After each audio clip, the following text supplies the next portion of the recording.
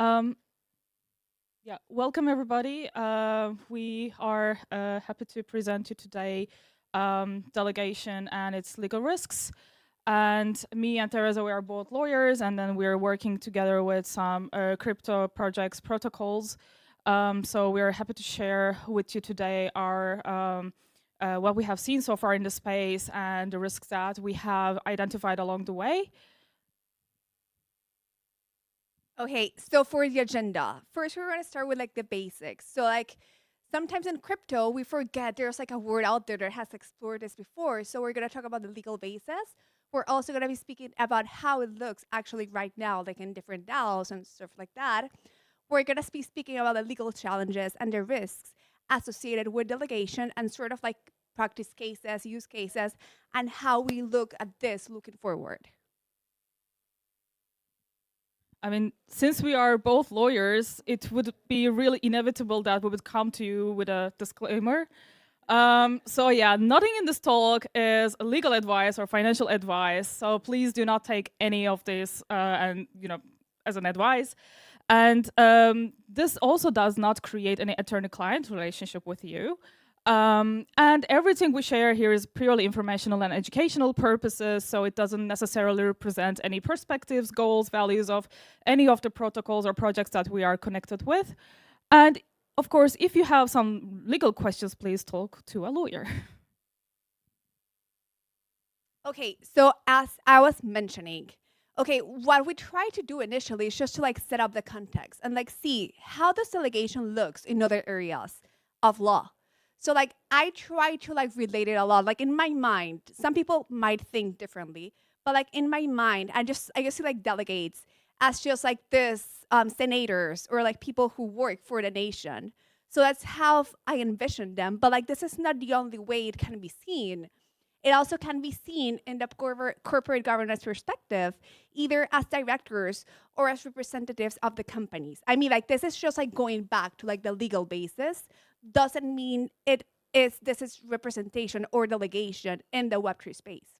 So the way we can like see it, it's just like, for example, like when you have a corporation or a foundation, you would have individuals who represent this company and are supposed to act in the best interest either of the company or the purpose in case it's a foundation, or for example, on the part of direct shareholder representation through a proxy, that would be who they're accountable to. So like one of the biggest questions we're going to be answering is sort of like who are delegates accountable to, and like in these scenarios, this is who they're accountable at the real world, like outside of like Web3 space, in just like the corporate and like political science perspective. So when it comes to the civil law perspective, basically contract law, I want to talk about like what is representation, so that we can all have a similar understanding going forward. So in the legal world, one person can act on behalf of another for the other person, and this is called representation. And the most common tool used for that is a power of attorney, or in briefly, it's a POA. And the person giving the power of representation to the other person is called principal. The person receiving that right is called agent. And how the PAA works. So basically, the agent can sign the contracts, makes decisions, or access accounts for the principal, right? Because the agent is doing something on behalf of the principal, and he is or she is powered with that. And we have like different types of POAs. So depending on the jurisdiction, there may have so like different kinds of than what we have listed here. But basically, a general POA gives a really broad powers to another person. Basically, the agent can do whatever he or she wants on behalf of the principal and for the principal. And when it comes to the limited POA, is basically specific for tasks that the principal wants to conduct with the help of the agent. And generally, it also has some sort of like a duration. And then the durable POA is a tool for the cases where the principal is not able to decide for him or herself, basically in case of accidents or some sort of like illnesses. So depending on the jurisdiction, also the shape of the POA might be different. In many cases, you might see written POAs signed, but sometimes it can be also notarized and witnessed. And here you see the schema. Basically, on the left-hand side, we have principal, and on the right-hand side, an agent, and the POA, which basically includes the terms of the representation. And basically, the principal is legally bound by the actions taken by agent. So imagine this. If agent signs a contract, it's going to be as if the principal signs it. So you may understand that like the agent has this like power on upon a person, right? Upon the principal. So most of the cases, that's why agents have also fiduciary duties to, for the principal. So, for example, we have duty of loyalty for agents. So it means that the agent must always act in the best interest of the principal. Then we have duty of care. The agent must make decisions with reasonable care and competence, just as they would with their own affairs. And now we have duty to act within the scope of the POA. So the agent shouldn't go beyond the scope of this POA, otherwise it could be a breach of the representation rights. And then we have duty of transparency, because we are expecting agents to be transparent with their principals. And then duty of accountability, basically the agent may need to report back or justify their actions. Okay, so like it's the way DAOs are represented into like internally into the real world, they might be a little different. I'm mostly in the part of like how these entities are being represented either by their directors or their supervisors or their representatives or mandates outside true legal entities. Now we're gonna speak mostly about like how it works internally.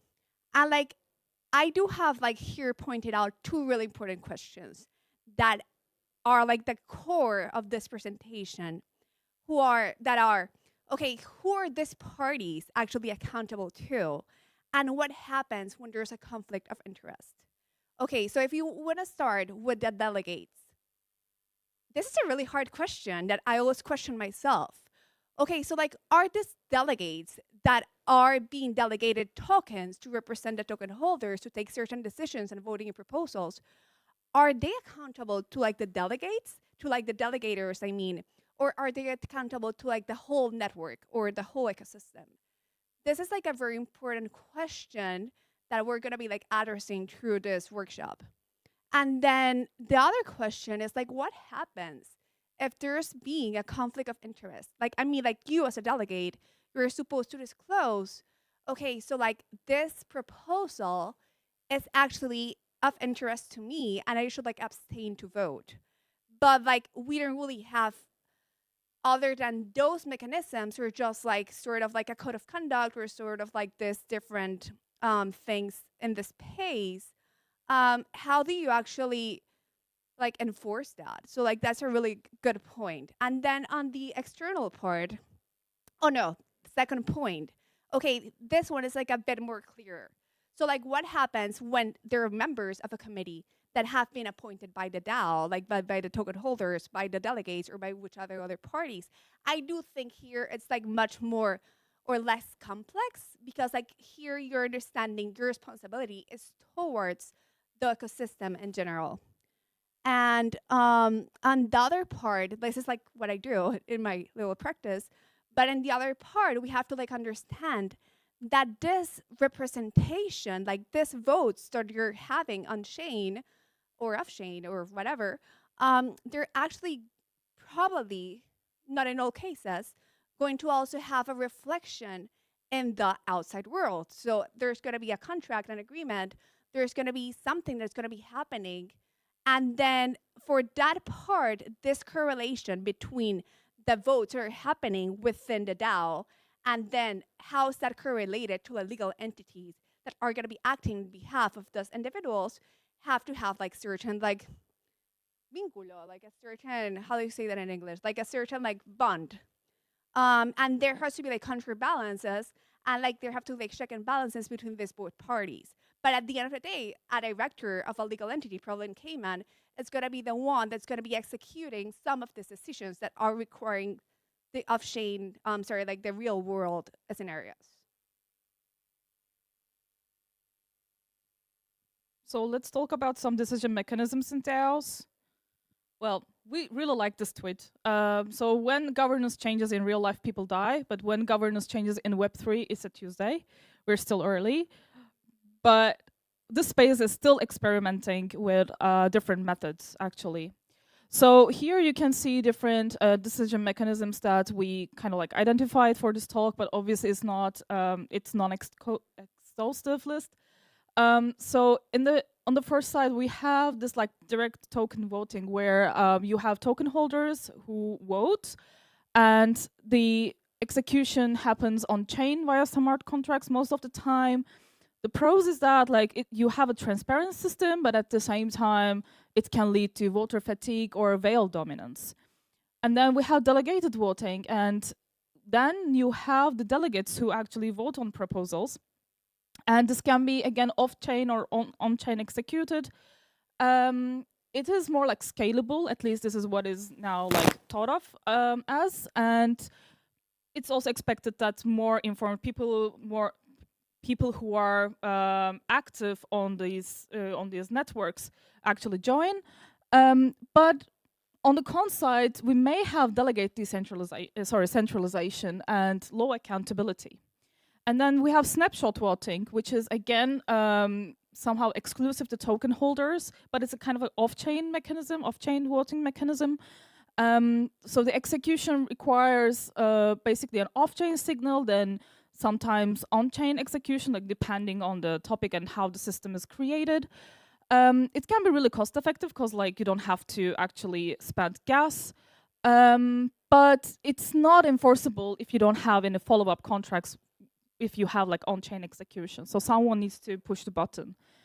Then we have like multi-sig execution. Basically, it's more exclusive to elected signers, and the execution can be manual, off-chain, or on-chain as well. The pros would be like you have secure treasury control because you know who is controlling what, and you have this like hybrid flexibility. But it may not be, again, fully decentralized, and sometimes it can be slow. Also, the space is experimenting with like layered bicameral voting system where you have like a mix of voters, and the execution can vary, again, based on the structure. And the pros, it could be inclusive or balances of power because then there's like token holders, and then they are actually selecting some other people to vote on their behalf. So you have this like bicameral system. And on the con side, it's quite a complex design, and it's kind of like harder to coordinate. So the delegation, the topic of the day. Then why do we really talk about delegation? Because I've been in the space like late 2017, and I've been hearing all the time, how do you make people vote? So the delegation is the process by which token holders assign their governance rights to someone else, named the delegates. And these delegates are usually individuals or teams who are more informed, active, or trusted to vote responsibly on behalf of others. So this is this is the expectation. Then why the delegation exists? As I said, we don't know how to make people vote. So maybe delegation will actually be a solution here. So that's why we have like, in terms of turning the low voter turnout to like a higher turnout, delegation might step in here. Or again, if you have like governance fatigue, if you have too many proposals too frequently, and if you're expecting your token holders to vote on like every proposal, then you may create a governance fatigue. So delegation might be a solution for that. And also delegation is expected to help with the scalability. On the benefit side, basically, you can also get much more like specialized expertise information through delegation, because most of the time people who sign up for delegations are quite active on the, on the forums, and they're basically following all the news and developments and everything. And it's maybe more efficient because, well, the delegates who are actually willing to vote, they will vote much more frequently, so it will keep things going. And again, scalability, because it would probably reduce bottlenecks. So in the space, we see Uniswap, Optimism, ENSDAO, and LidarDAO use active delegation models to basically overcome these challenges that I just said. Yeah, just like as an example of the bicameral, the bicameral, that we have like optimism. I know like today or yesterday they did change a lot of their things on this aspect, but they do have like these two parts where like citizens are on one end and token holders are on the other end. So I know like the one of the biggest changes was on the citizenship part. So like if anyone here has some info on that, I want to share like in the Q&A, that will be great as well. Oh yeah, another thing that the space is experimenting with, and we found quite recently, is the automated delegation, and it's coming from OBOL. So basically, once you have this like OBOL governance token, and if you do not delegate it willingly, then the system delegates it for you automatically. So basically, you lose control over your voting power.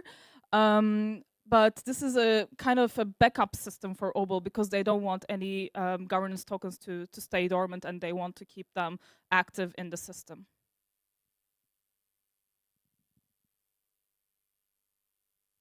Okay, so like one of the legal challenges we see in all of that, it's about the liability. Liability in two aspects. Okay, so I'm delegating to you. So those tokens are actually still mine. So like I still have control over the execution, and I can have like that liability. And what happens if those who I delegate to are not acting in the best interest, and or like they voted on a proposal that was considered sort of like against the law? And then on the delegate perspective, it's like, okay, so like I'm the one taking the final decisions. Maybe I don't have like the final control of the tokens, but I'm putting my name out there. And there have been like certain cases.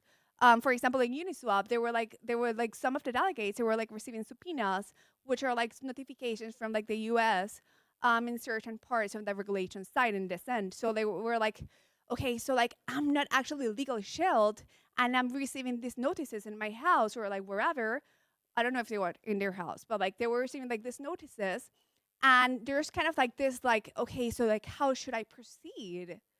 One of the recent things I've seen that I mean like I'm not well, we haven't seen the practice how it's gonna be worked, but it's a really interesting point that it's particularly on the delegation part is with the CK Association. They have an Austrian association, and what this does is like it has other functions, but in this context, it sort of like grabs up the delegates. So you have to like opt in and like be a member of this Austrian association in order to participate in the voting of any proposals. So I was just like reading the bylaws. There was like no like there. I thought there was gonna be sort of like a list of all the addresses that opted into like this membership. It isn't like a visible list, so I don't really know how like shielding this is, but it's sort of like an interesting perspective. And another interesting point is, for example, like a lot of like the big SPCs, when they delegate, they actually have contracts with the delegators, with their delegates. So this is something they're using like also to shield themselves that these decisions they're not like participating directly in. So yes. So when it comes to second legal challenge, we can talk about accountability and the risks arising from directly delegation itself.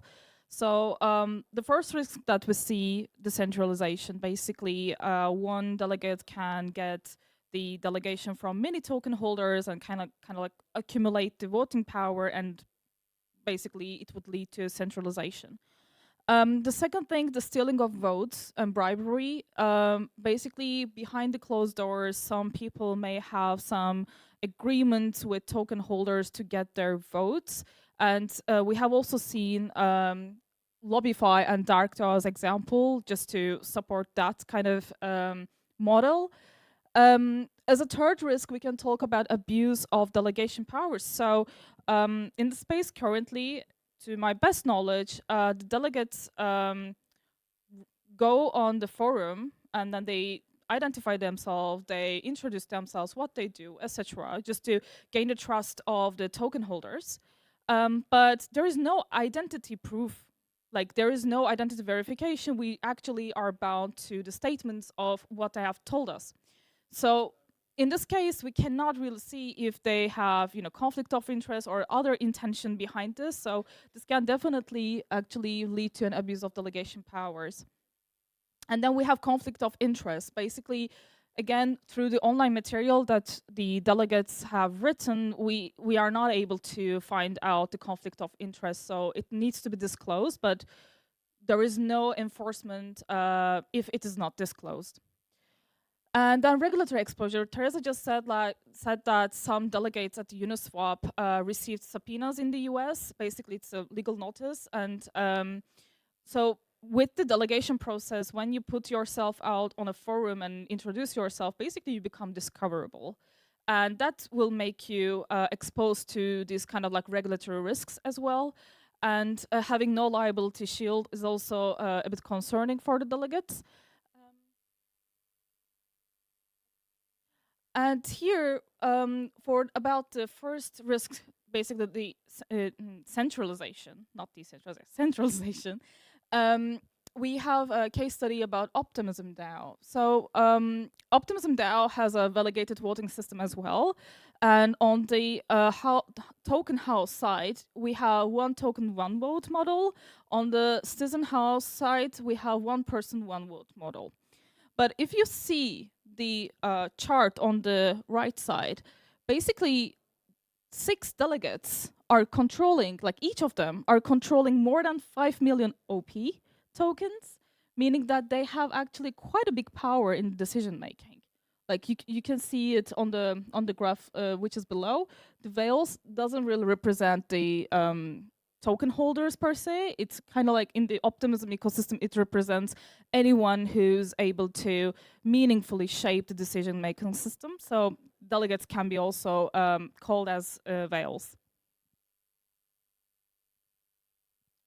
So the key takeaway about Optimism DAO is that without the mechanisms preventing the centralization, basically we are undermining the DAO's foundational principles and basically the principles of distributed governance. Yeah, so like on this part of like being accountable, I think like we want delegates to like be accountable, but accountable to who? And this are like things we can like add. Like for example, like one of the most important points I see here is regarding the conflict of interest. I mean, like this has been like a lot of studies on this end from the governmental perspective, and like how important it is for like not participate or like avoid like situations in the ones you have a conflict of interest. So like that's like super important. There are also like, I mean, we see a lot of these entities about this DAOs actually having like non-binding sort of like constitutions on that end, but like in order to like opt in, you should like be like, okay, so like I'm gonna like sort of like follow these rules. There's like this point of like, okay, they're non-binding, and like what happens, and it's been like it's happened before that like you breach certain like rules in one DAO and then just like you go to another one, like maybe no one knows you there, so you're gonna start from scratch. So like those are like a little like some issues that we see. Another like really important point that I see on the part of the accountability is like, who am I incentivized? Like who gives me like incentives to like participate? So like if you would say that the projects itself, they give incentives to like the delegates to like vote and act in the best interest of the DAO, that's one thing. But like what happens when the interest from the delegates that are being participants come from particular projects? So like at the end of the day, who me as a delegate should respond to? Like this, the individual who's like paying me or the broader community? So like these are like questions that come to my mind.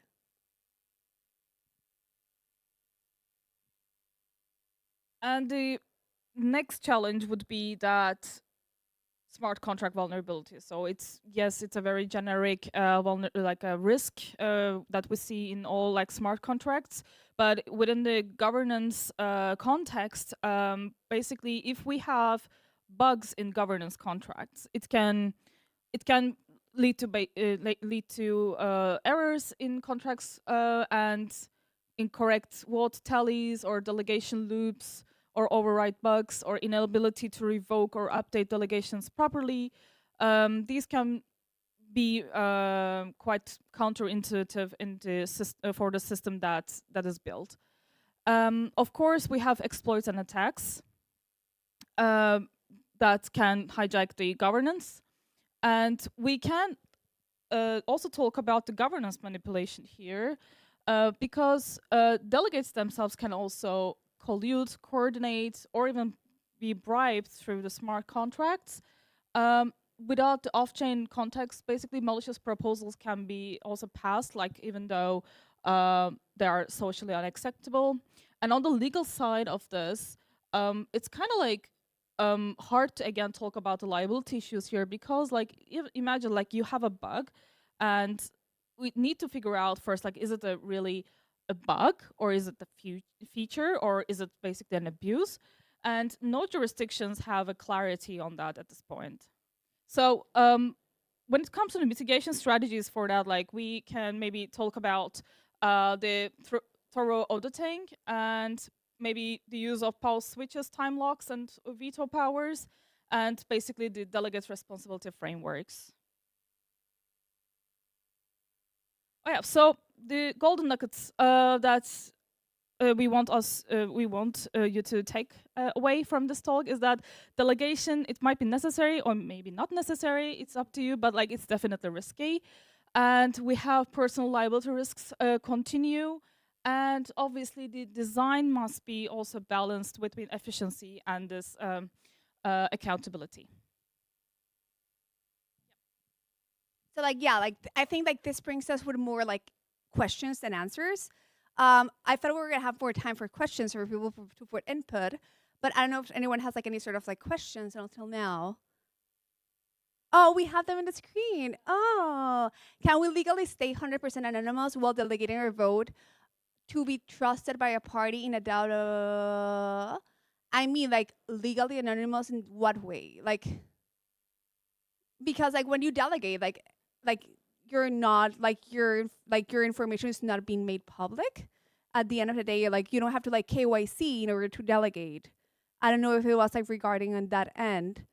The other set of or true contribution via save. And in case in the OWL system, isn't that being forced voting? And how do we know the auto delegation happens? Actually, like there was like someone who pointed out this question in Twitter, and then like the OWL the community like they responded back and they say they only use this for like certain quorums in the ones like the quorums made, and